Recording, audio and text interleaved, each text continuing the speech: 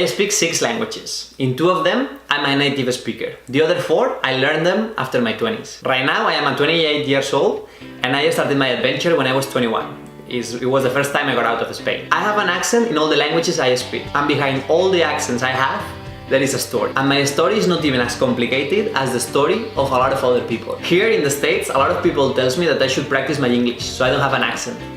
I tell them that I don't want to. I am proud of the effort that there is behind my accent, and I don't want to lose it. This is the first of 4 videos that I'm gonna do to share the story of how I learned every single language I speak. I am going to start telling the story of the first language I learned, which was English. The story didn't start too well, because as soon as I got there, I got lost, and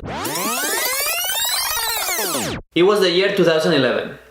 Spain was in a deep economical crisis, as the rest of Europe. It was really hard to get a job. I lived in a very small town that it has 5,000 to 6,000 people. That's my town. The name of it is Guadassuar. And truth be told, there wasn't much future over there. And I had a lot of friends that went to study abroad in Europe from my town, and they told me so many wonderful stories. And I wanted to live that. I wanted to have those experiences. Because as a teacher, I didn't have an opportunity to work and have a better future. So I had 2 options.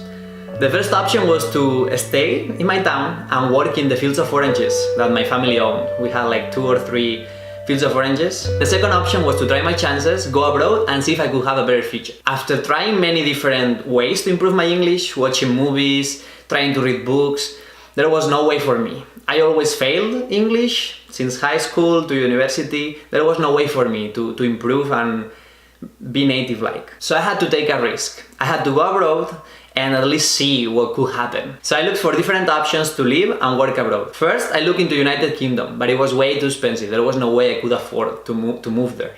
Then I checked Norway, I checked Sweden, but it was even more expensive. And after some research here and there, I finally found the country that gave me everything. Malta. Malta was a perfect match because the weather was good, the economical level was a little bit lower than Spain at that time. I decided to go there. My mom told me, you have 1,000 euros, that's all I'm gonna give you.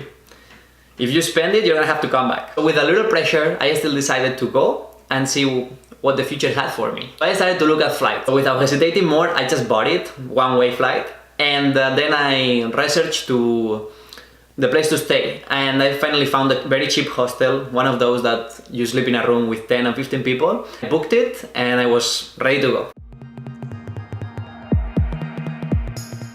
The day to move arrived. I took my suitcase, I was ready to go, took my flight, went there, and the truth is that the trip didn't start so well. I got super lost. I still didn't know how to handle the GPS, and so I had to call my friends in Spain so I could talk to different people in Malta so they could guide me to the hostel I was staying. After 6 or 7 hours trying to find the place, I finally got there. I went into my room and there was no one, so I decided to have a walk in the area to try to start to familiarize myself. I went back, and when I got back there was a Hungarian guy. I think he was like 50 or 60 years old, and he was snoring so much.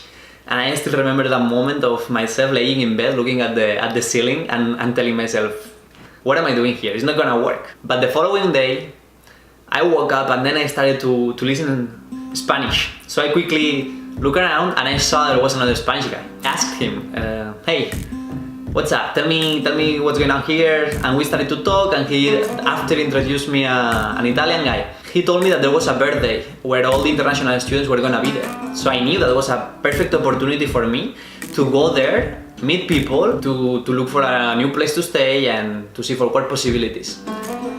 So I went to the birthday. I couldn't barely speak English, so by mimicking and stuff, I finally figured out that one of the international students was in need for a roommate. I asked and everything worked out, so I moved in that residence. Because I knew that by being there I was gonna be able to practice English. The first of my goals was off of the list, to find a place to live that I could speak English 24/7. Then I just needed to work in the second goal, and probably the hardest one, to find a job. The days start to pass by. There I was walking the streets of Malta with my resume in hand, going to all the bars, going to all the restaurants, all the stores I could see, giving the curriculum to the managers. But I knew it was really tough. Recently, the other day, I looked at the curriculum, at my resume at that time, and English was awful. There was no way they were gonna take me. I would spend my days watching 2 or 3 movies a day in English with English subtitles, and going to knock on the doors of the other students and trying to speak as much as I could, because I knew that I needed that to improve my English and to be able to, you know, to get a job and to be able to stay there. I really didn't want to go back to my town and work in the fields of oranges, so I had to make it happen. At the end of the second month, I met a girl from Belgium, and then it was when my English went from here to up here. We became really good friends, and we stayed together for about 3 weeks. Then she had to leave, but my English improved a lot. And then 3 days later, the miracle happened. I received an email from Pizza Hut. So I went there, I went into Pizza Hut, I spoke with the manager, and then he told me, we did the interview and everything went really well. My English was starting to, you know, to be pretty basic, but I could communicate myself. So the manager told me that everything was alright, and then I could start working there. And man, in that moment I felt so good. I went back home, celebrate, and then he told me that I could come the following day to finish up the paperwork, so I could start working as soon as possible. And I went there the following day. The manager looked at my paperwork, looked at my license, and he told me that I couldn't use that license there, and because it was not good. So I was very devastated. I was super devastated. I went home, and my Polish friend came and asked me what was going on, and I told him the story, and then he said, but how does he know that this license is not allowed here? Just tell him that it will work. So I looked at him and I said, you know what? You're right. So I went back to Pizza Hut, and then I told the manager, hey, I looked up in the internet that this license works, and there's no way why I shouldn't be able to work here. He looked at me, and I think he saw that I was really convinced of my words, and he said, okay, you can start tomorrow. After that, my life became a dream life. I would wake up in the morning, I would go to the gym, I would work in Pizza Hut with the motorbike next to the sea from 12 to 5 delivering pizza. I was a delivery man, and I would go partying almost every night with the students, with the international students. And after that, when I was like 5 or 6 months there, I met this French girl. Then being with the French girl, being able to talk to other people in my work setting, because I could speak English with the Maltese people. My English went like from 4 to 8, you know, almost perfect. And I kept practicing every day, and I was super proud of myself. And that was my story. And economically, everything went really well because I was paying 200 euros at the residence. And then I convinced a group of international students to live all together in a penthouse, and we all moved there. And we were living 2 French girls, 2 Italian girls, 1 girl from Slovenia, and then me and my friend David. And the penthouse was in the 7th floor, and there was no elevator, so every day we had to go up and down the stairs, but it was good, and complain, life was good.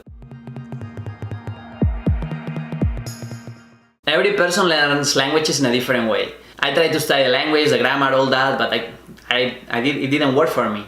I tried to read books, it didn't work either. Things that worked for me were always socializing with people and had the motivation to get to know another person. Also, the Duolingo app never worked for me, but one thing that has been working for me really well is the meetups, because you can go, if they are in every city, you can just go there and talk to anyone. So every person is different, and there is no magic secret to learn languages. Everyone learns in a different way. In the next video, I'm going to share how I learned French. I'm gonna share my experience, what were my motivations, and everything. I also have to share that this video is being done in English, in Spanish, in Italian, and in French. And I could do it also in Portuguese, but I still don't feel like 100% confident with it, so I'm gonna hold on a bit. The message I want to give behind my story is that every person that has an accent, there are many reasons why somebody learns a language. But there are situations that are hard and people learn them by necessity, and it's important to respect them because they've done a huge effort to be able to communicate and to empower themselves and have a better life. And this is a story of how I learned English and how being able to be consistent and to not be afraid of anything has helped me so much in my life and has opened so many doors and so many opportunities for me in the following years. Every accent has a story. What's yours?